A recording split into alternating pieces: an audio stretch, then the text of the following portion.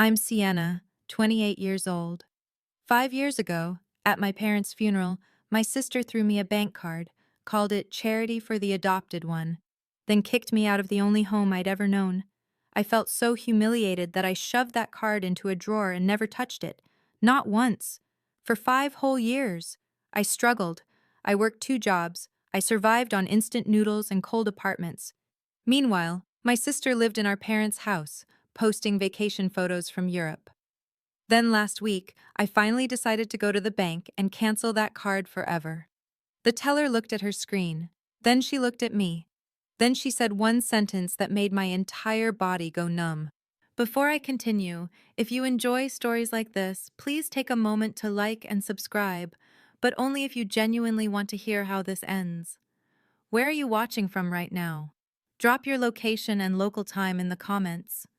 Now let me take you back 5 years, to the day of my parents' funeral. The funeral home smells like lilies and furniture polish. I stand near the twin caskets, my hands clasped so tight my knuckles have turned white. Mom and Dad, gone. A drunk driver ran a red light 3 days ago, and just like that, gone. I was adopted as an infant. Richard and Margaret Thompson chose me, raised me, loved me for 23 years. They never once made me feel like I was anything less than their daughter. But Valerie did. My sister is 6 years older than me, golden child, perfect grades, perfect hair, perfect life. And ever since I can remember, whenever our parents weren't looking, she'd lean close and whisper, "You're not really one of us, you know. They just felt sorry for you." I learned to ignore it. I told myself she didn't mean it. Today, I learn how wrong I was. Sienna. Valerie's voice cuts through my grief. She's standing by the front row of chairs, her black dress impeccable, her makeup flawless despite the occasion. "You're sitting back there," she points to the third row. "But," I start. "Front row is for immediate family." Her smile doesn't reach her eyes. "You understand." I feel the stares. Aunt Patricia, Mom's younger sister, frowns and starts toward us. "Valerie, what are you—" "It's fine, Aunt Patty." Valerie's voice is sweet as arsenic. "I've arranged seating according to the funeral director's recommendation. Immediate family first, then extended relatives." She looks at me when she says extended. Aunt Patricia opens her mouth to argue, but her husband tugs her arm. She gives me an apologetic look and sits down. I walk to the third row alone. The service begins, and I cry silently while strangers pat my shoulder and call me the poor adopted girl. I have never felt more alone in my life. 3 days after the funeral, my phone rings. "Ms. Thompson, this is Harold Whitman's office. We're calling to confirm your attendance at the will reading tomorrow at 10 a.m. Before I can respond, Valerie appears in the hallway. She'd insisted I stay at the house until we sort things out. Now I understand why. "Who's that?" she asks. "The lawyer's office. About the will reading." Valerie takes the phone from my hand. "Hello?" "Yes, this is Valerie Thompson Hartley. My sister won't be attending." She pauses. "Because only legal beneficiaries need to be present. Thank you." She hangs up. "Valerie, I have every right to—" "Sienna." Her voice is patient, like she's explaining something to a child. "The lawyer said only people named in the will need to attend. You're not named. Mom and Dad left everything to me." My throat tightens. "How do you know that?"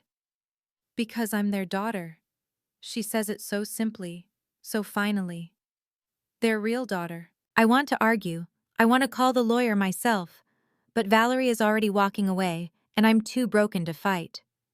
The next evening, she comes home with a smile I've never seen before. Satisfied. Triumphant.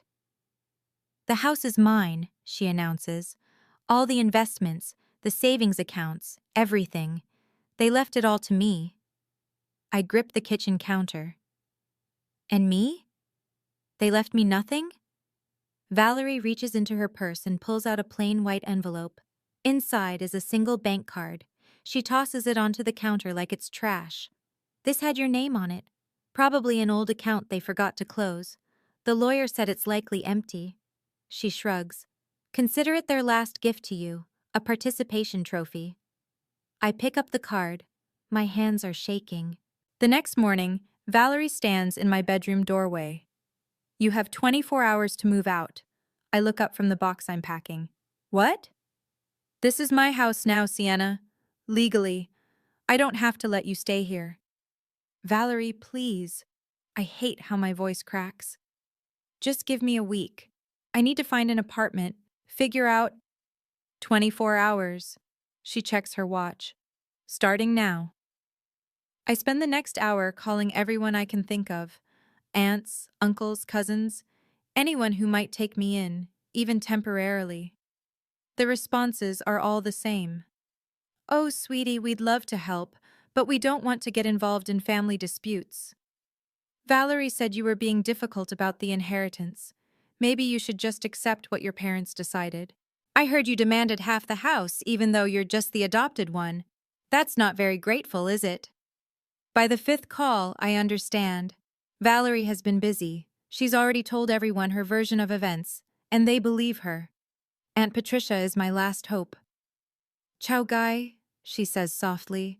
She always calls me that. It means niece in Vietnamese, something she picked up from a college roommate.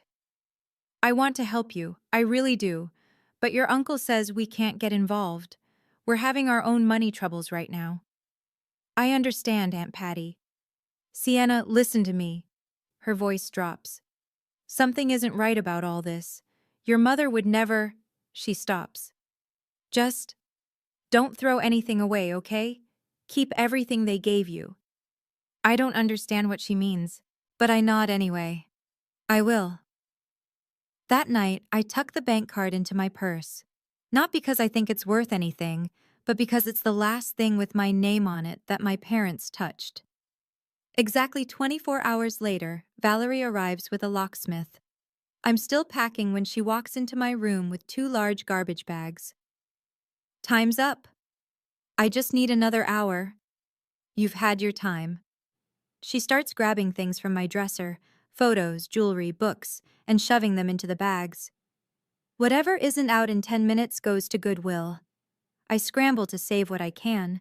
My baby photos, Mom's handwritten recipe cards, a pressed flower from Dad's garden. Valerie watches me with her arms crossed. You know, she says, you should be thanking me. 23 years of free housing, free food, free education. Most adopted kids don't get half of what you got. I don't respond. I can't. The locksmith finishes changing the locks. He looks uncomfortable, avoiding my eyes as I drag my suitcase past him. Outside, I see Mrs. Patterson from next door watching through her window. Mr. Reeves is pretending to water his lawn. A teenager across the street has his phone out, recording. Valerie follows me onto the porch. Just so we're clear, she says loudly, clearly performing for the neighbors, I don't have any obligation to support someone who isn't family. Mom and Dad are gone.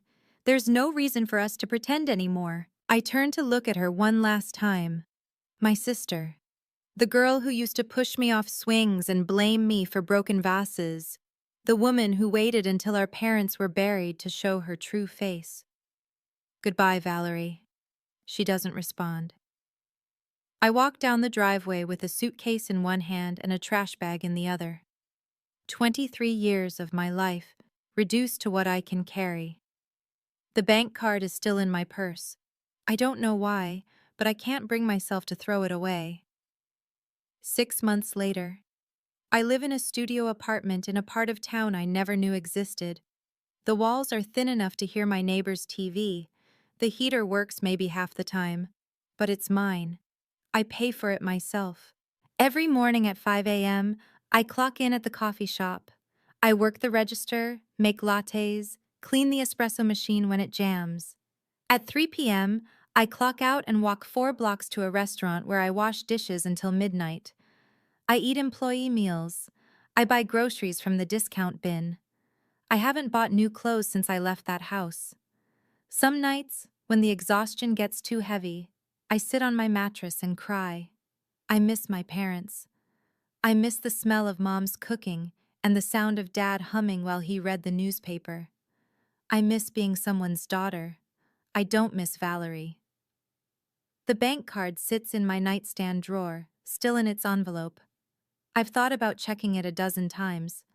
Walking into a bank, inserting it into an ATM, seeing what's there. But every time I reach for it, I hear Valerie's voice. Probably empty, a participation trophy. And I can't do it. Because if she's right, if our parents really left me nothing, then maybe she was right about everything else too. Maybe I was never really their daughter. Maybe I was just a charity case they felt obligated to keep. So the card stays in the drawer. And I keep working. It's easier to be exhausted than to face the truth. My coworker Mia asks me sometimes why I never talk about my family. I don't have one, I tell her. She doesn't push. She just makes sure I eat lunch. Small kindnesses. They're all I have now. 1 year after the funeral. I'm on my break, scrolling through Facebook on my cracked phone, when I see it. A post from a cousin I barely remember. So happy to celebrate Valerie's gorgeous home renovation. The Thompson house has never looked better. I tap the photo. My childhood home. Except now it looks like something from a magazine. New windows, new landscaping, a fresh coat of paint in colors my mother would have loved. I scroll through the comments. Valerie deserves this. She's been through so much. Your parents would be so proud of what you've done with their house. Living your best life, girl. I keep scrolling. More photos. Valerie and her husband Derek posing in front of a new BMW. Valerie on a beach in Italy. Derek at a casino in Vegas. Chips stacked in front of him like towers. Then I see a comment that makes my stomach drop. Aunt Patricia. I wish Sienna could have been here today. Underneath it, this comment has been deleted. Valerie deleted it. Of course she did. I close Facebook and stare at the wall of the break room. Outside, the espresso machine hisses and customers laugh and the world keeps spinning like nothing is wrong. On my nightstand at home, there's a stack of bills: electric, rent, a medical bill from when I got the flu and couldn't afford to miss work. I think about the house I grew up in, the room that used to be mine, the kitchen where my mom taught me to bake. Valerie took it all, and everyone believed she deserved it. I shove my phone in my pocket and go back to work. There's nothing else I can do. 3.5 years after the funeral. Things are better, not good, but better. I'm a shift supervisor at the coffee shop now. I quit the dishwashing job. I have health insurance for the first time in years. My apartment is still small, but I've made it mine. Thrift store curtains. A plant Mia gave me that somehow hasn't died. A photo of my parents on the wall, the only one Valerie didn't manage to grab. I've learned to build a life without a family. I've learned that survival is its own kind of victory. The bank card is still in my drawer. Sometimes I forget it's there for weeks at a time. Other times, I catch myself staring at the drawer at 2 a.m., wondering. I never open it. Thanksgiving's coming up, Mia says one morning as we prep for the rush. What are your plans? Working, I say. Someone has to cover the holiday shift. She looks at me with that soft, careful expression she gets sometimes. You really don't have anyone? I think about Aunt Patricia's voice on the phone 3 years ago.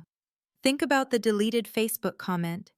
Think about all the relatives who believed Valerie's lies without ever asking for my side. I have you, I say. And free coffee. That's plenty. Mia bumps her shoulder against mine. Well, I'm making a turkey this year. You're coming over after your shift. I smile. It still feels unfamiliar on my face, but it's real. Okay. That night, I pass by the drawer and think about the card again. Maybe I should just throw it away. Finally let go of the past. But something stops me. Aunt Patricia's voice. Don't throw anything away.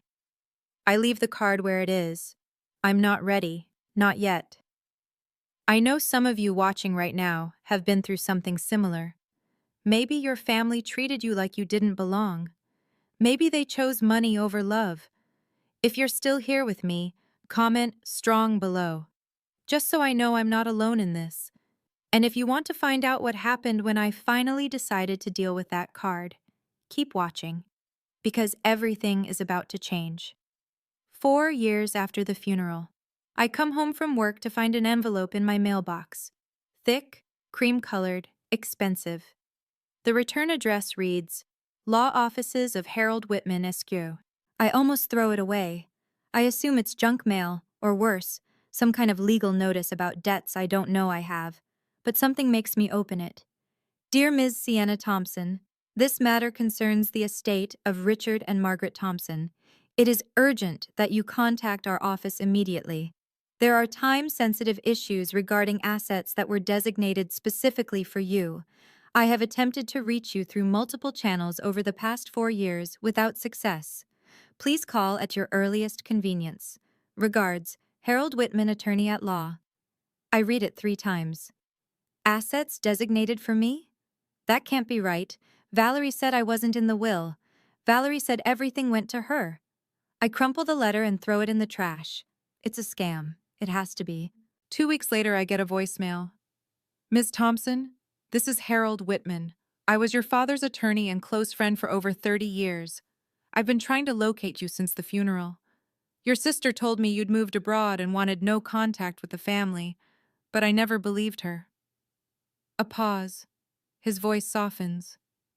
Your parents loved you, Ms. Thompson, more than you know. They made arrangements, special arrangements, to protect you. Please, call me back. I save the voicemail. I don't call, because if it's real, it means Valerie lied about everything.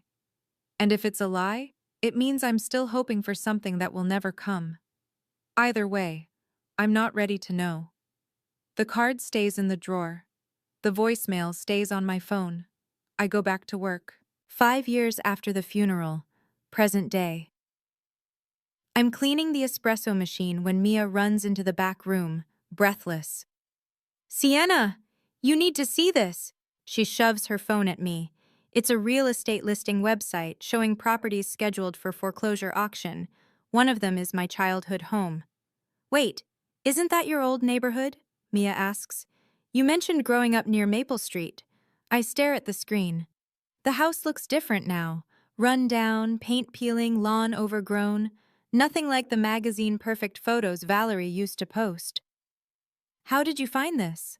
My boyfriend's in real estate. He was talking about a property in your area, mentioned the owner's drowning in debt. Gambling husband, apparently. Lost everything. She pauses. The name's Thompson. I remembered you mentioning that was your family name, so... Thompson. Valerie Thompson Hartley. I scroll through the listing. Foreclosure due to mortgage default. Outstanding debt, $400,000. Auction date, 2 weeks from now.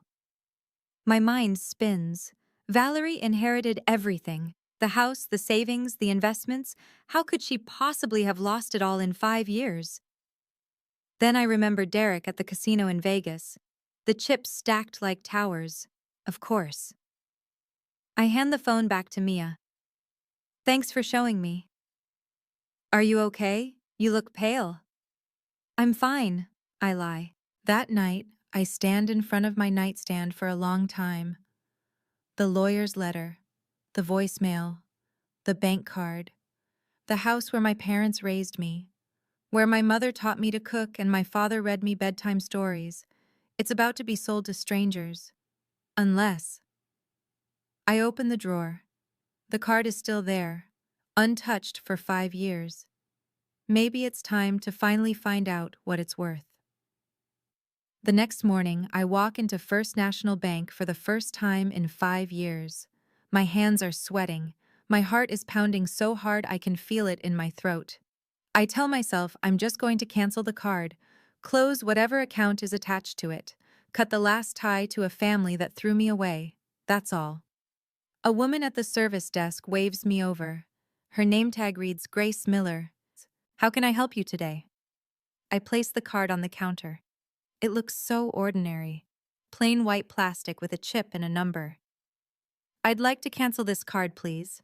Grace picks it up, examines it, then types the number into her computer. She frowns, types something else. frowns deeper. Ma'am? Is something wrong?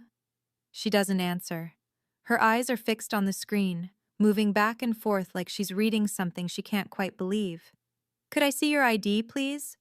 I hand over my driver's license. She studies it, then looks at me, then looks at the screen again. You're Sienna Thompson? Yes. Sienna Margaret Thompson? Born March 15th, 1998? Yes. My voice wavers. Is there a problem? Grace stands up abruptly. I need to get my manager. Please wait here. Wait, what's going on? Is the account in some kind of trouble?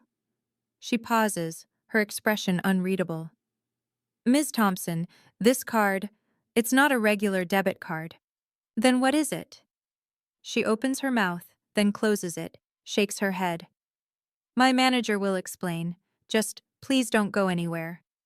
She hurries toward the back offices, leaving me standing at the counter with my heart in my throat and 1,000 questions I'm afraid to answer. What did my parents leave me? Grace returns with a middle-aged man in a gray suit.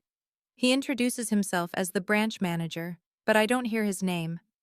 I don't hear anything except the blood rushing in my ears.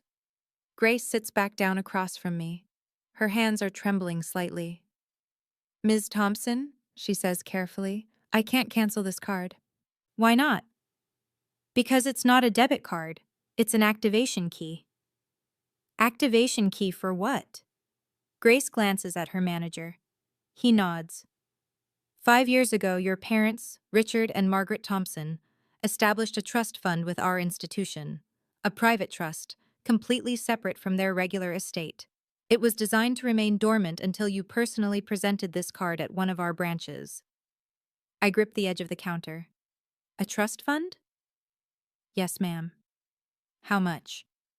Grace takes a breath. $5 million. The world tilts. I hear myself say, what? But the voice sounds far away, like it belongs to someone else. $5 million, Grace repeats gently, plus 5 years of accumulated interest. The total current value is approximately $5.4 million. That's not possible. My sister said, your sister was never informed about this trust. It was set up in complete secrecy. Your parents were very specific about that. Grace slides a sealed envelope across the counter. They also left this for you, to be delivered only when you activated the trust. The envelope is yellowed with age, my mother's handwriting on the front. For our daughter Sienna. We love you. I can't breathe. My parents didn't abandon me. They didn't forget me. They didn't love Valerie more. They knew. They knew exactly what Valerie would do, and they protected me anyway. I start to cry right there in the bank, and I don't care who sees. Grace hands me a box of tissues and doesn't say a word. I take my time. 5 years of grief, 5 years of doubt, 5 years of wondering if I was ever truly loved. It all comes pouring out in that sterile bank office. When I finally stop shaking, I open the envelope. Inside is a handwritten letter, 3 pages long. My mother's elegant script, my father's scratchy signature at the bottom. I read it slowly. My darling Sienna, if you're reading this, then what we feared has come true. We are gone, and Valerie has shown her true colors. We know our eldest daughter, sweetheart. We've watched her grow, and we've seen the darkness in her that she hides so well from others. We tried to help her. We tried to teach her kindness, generosity, love. But some lessons cannot be forced. We knew that when we died, Valerie would try to take everything. She would tell you that you weren't really our daughter. She would make you feel like you didn't belong. We couldn't stop her from inheriting the house. The law required it. But we could protect you in secret. This money isn't charity, Sienna. It's not pity. It's not guilt. It's love. You are our daughter, not because of blood, but because we chose you. Because you grew in our hearts the way other children grow in their mother's wombs. Because watching you become the woman you are has been the greatest joy of our lives. Don't let Valerie make you forget that. Don't let anyone make you forget that. We love you, baby girl. We always have. We always will. Forever yours, Mom and Dad. I press the letter to my chest and cry again. But this time, the tears aren't grief. They're gratitude. That evening, I call Harold Whitman. He picks up on the second ring, like he's been waiting by the phone for 5 years. Ms. Thompson?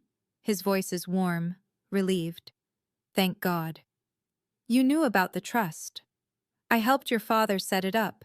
He came to me 6 months before the accident, said he needed to protect you from Valerie. He knew what she was capable of. I sink onto my bed.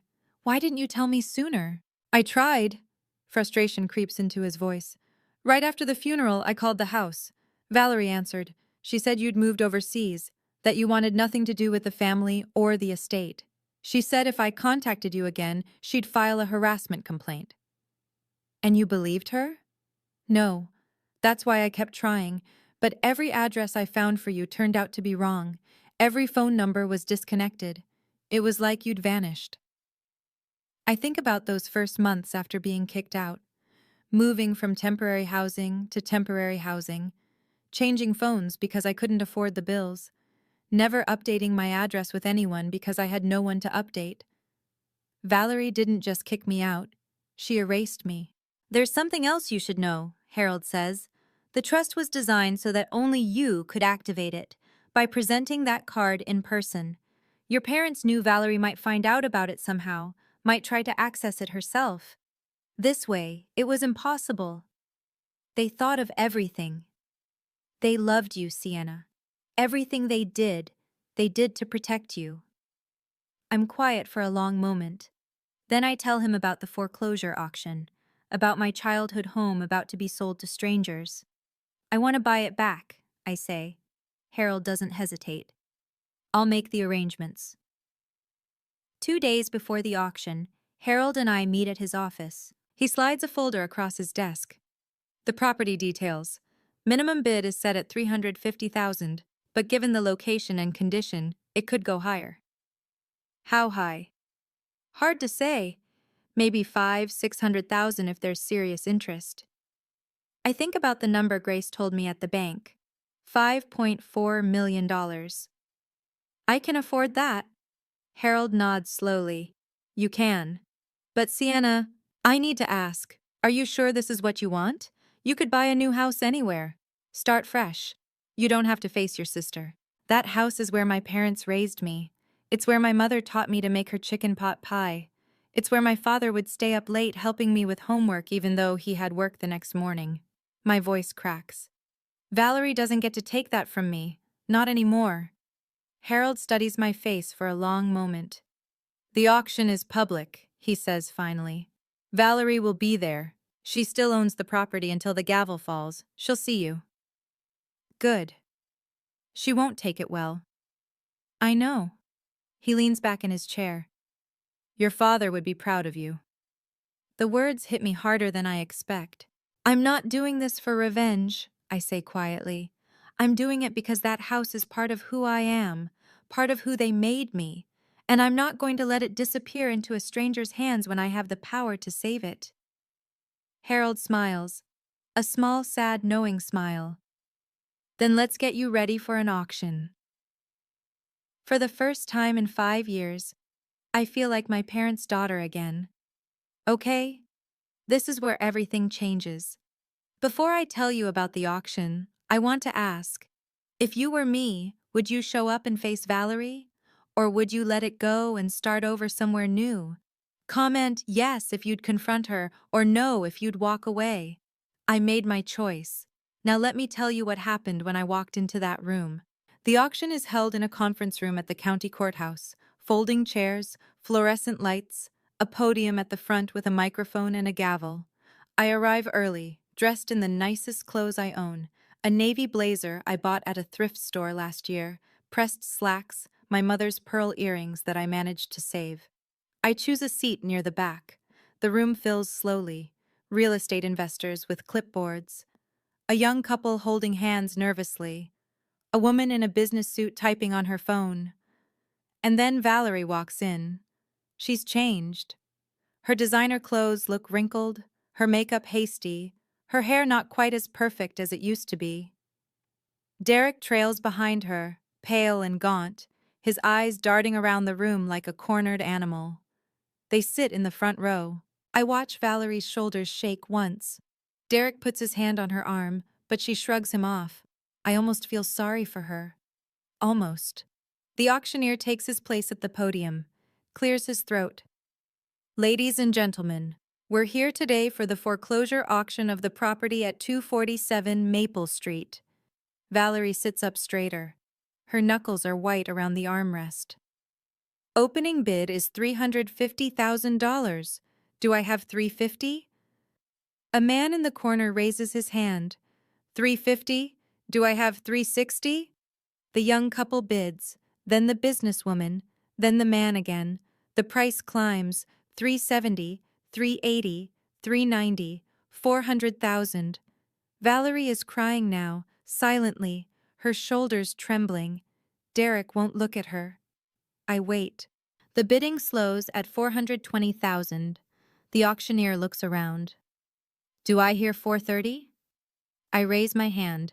$500,000. Every head in the room turns toward me, including Valerie's. For a moment, the room is completely silent. Valerie's face goes through a dozen emotions in the span of 3 seconds.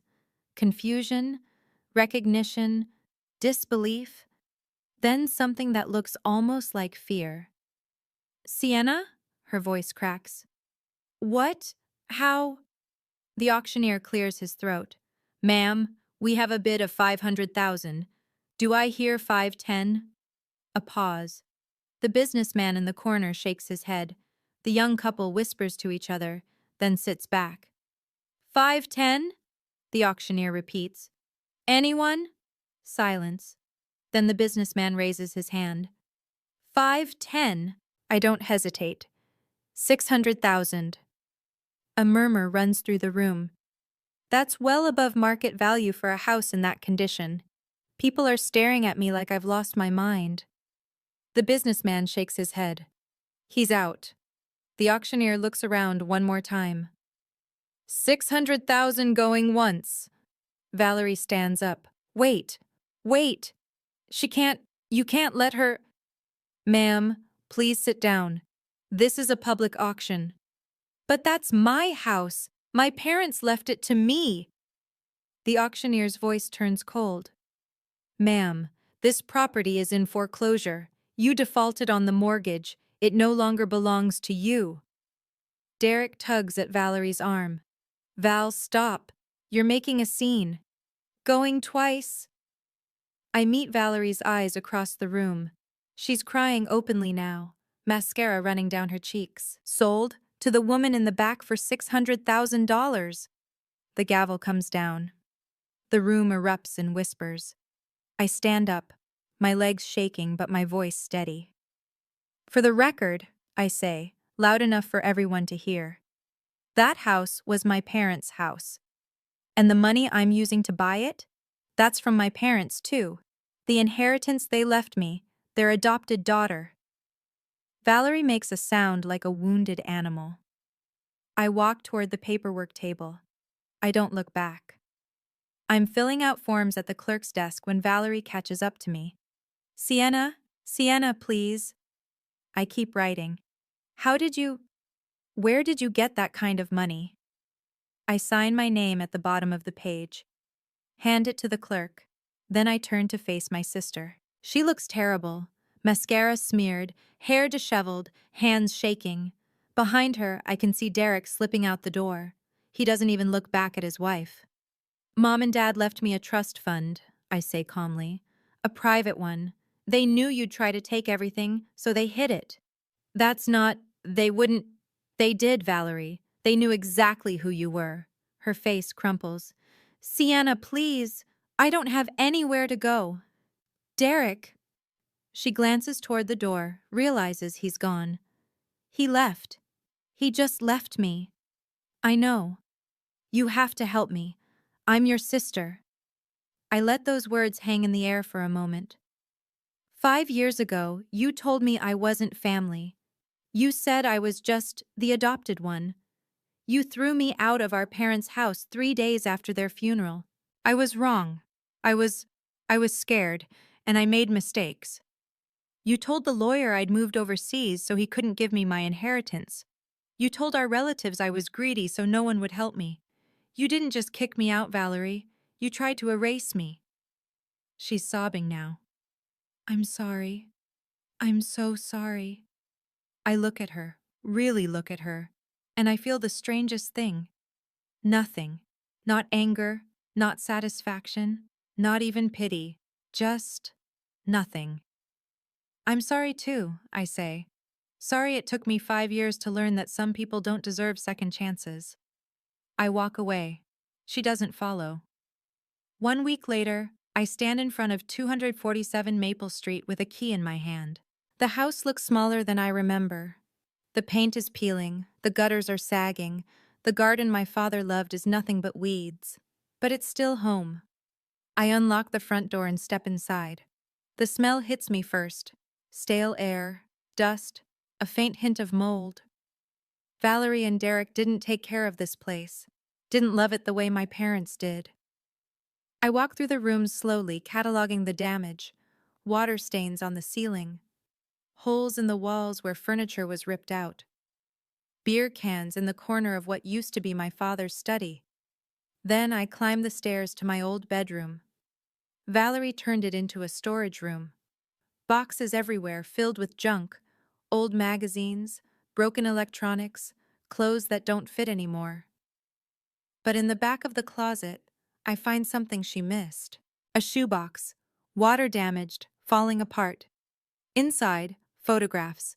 Me as a baby, wrapped in a yellow blanket. Me at 5, covered in flour from helping Mom bake cookies. Me at 12, on my father's shoulders at a county fair. Me at 18, in my cap and gown, both my parents crying with pride. At the bottom of the box, a single photo of all 4 of us. Mom, Dad, Valerie, and me. Taken at Thanksgiving, the year before the accident. We look happy, even Valerie. I don't know what happened to turn her into the person she became. Maybe she was always like this, and my parents just couldn't see it. Maybe grief twisted something inside her. Maybe I'll never know. I sit on the dusty floor, holding the photographs, and I cry. For everything I lost. For everything I found. For everything that might have been. Aunt Patricia shows up at my door the next day. She's crying before I even open my mouth. Sienna, oh, sweetheart. She pulls me into a hug so tight I can barely breathe. She smells like lavender and home and everything I've been missing. I'm so sorry, she sobs. I'm so sorry I didn't do more. I should have... It's okay, Aunt Patty. No, it's not. She pulls back, wiping her eyes. I knew something was wrong. Your mother would never have left you with nothing. I knew Valerie was lying, but I was too scared to make waves. How did you find out about the trust? Everyone's talking about it. The whole family. She laughs bitterly. Valerie told everyone for years that you ran off because you couldn't accept not being in the will. That you were bitter and selfish, and we believed her. Not everyone, I say. You left that Facebook comment. She nods. She blocked me after that, but I never stopped wondering about you. We sit in what used to be the living room, empty now except for dust and memories, and she tells me everything. The family turned on Valerie overnight. Once word spread about the secret trust, about the letter, about how my parents had spent their final months trying to protect me. Suddenly, everyone remembered the little things they'd noticed and ignored. Valerie at the funeral, making sure I sat in the back. Valerie telling relatives not to contact me. Valerie deleting comments, blocking numbers, spinning lies. She has no one now, Aunt Patricia says quietly. Derek filed for divorce the day after the auction. Her friends stopped returning calls. Even her in-laws want nothing to do with her. I should feel vindicated. Instead, I just feel tired. She did it to herself, I say. Yes, she did. 1 month after the auction. I'm in the backyard, pulling weeds from what's left of my father's garden, when I hear the gate creak. Valerie stands at the edge of the property. She looks hollow. Clothes hanging off her frame, hair unwashed, dark circles under her eyes that weren't there a month ago. Sienna. I stand up slowly, pulling off my gardening gloves. What do you want, Valerie? I need help. Her voice cracks. I have nowhere to go. No money. I've been sleeping in my car for 2 weeks. I'm sorry to hear that. Please, just let me stay here. Just for a little while, until I get back on my feet. She takes a shaky step forward. I'm your sister. Please. I look at this woman, this stranger with my sister's face, and I think about all the things I could say. I could remind her of the night she threw me out, of the years I spent working double shifts just to afford ramen, of every lie she told, every bridge she burned, every chance she had to make things right. But I don't, because I'm tired of carrying her weight. No. Sienna, I said no. My voice is calm, steady. You're not welcome here, Valerie. Not because I want revenge, but because you've shown me exactly who you are over and over again, and I've finally learned to believe you. You can't do this to me. I'm not doing anything to you. I'm just not saving you from yourself. She starts screaming then, curses, threats, promises that I'll regret this. I walk back to the garden, kneel down in the dirt, and resume pulling weeds. Eventually, her voice fades. When I look up, she's gone. I don't know if I'll ever see her again. I think I'm okay with that. 6 months later. The house looks nothing like it did when I bought it. Fresh paint. A warm cream color my mother would have loved. New windows that let in the afternoon light. A garden full of roses and tomatoes and herbs, just like my father used to grow. I did most of the work myself, learned from YouTube videos and helpful neighbors, made mistakes, fixed them, built something new on the foundation of something old. Tonight, Aunt Patricia is coming over for dinner. Mia, too, with her boyfriend. A few other people I've met along the way, my little makeshift family. Before they arrive, I hang one last picture on the wall. It's the photograph from the shoebox. Mom, Dad, Valerie, and me. All of us together, one last time. Aunt Patricia notices it when she walks in. Why did you keep that? She asks softly. After everything she did? I look at the photo, at my parents' smiles, at Valerie's hand on my shoulder, at the family we used to be. Because it reminds me that things don't have to be perfect to be real. My parents weren't perfect. Valerie wasn't always cruel, and I'm not going to pretend the first 23 years of my life didn't exist just because the last 5 were hard. I turn away from the photo. But I'm also not going to let the past control my future. I choose who gets to be in my life now. I choose who deserves my love. Aunt Patricia squeezes my hand. Your mother would be so proud of you. I smile. I know. That night, the house fills with laughter and warmth and the smell of good food. For the first time in years, it feels like home.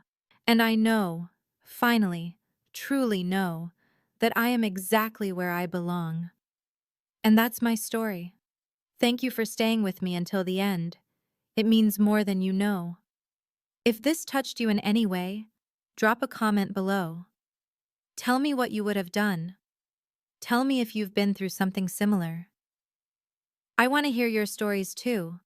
Like, subscribe, and hit that notification bell if you want more. And check the description for more stories like this one. Until next time.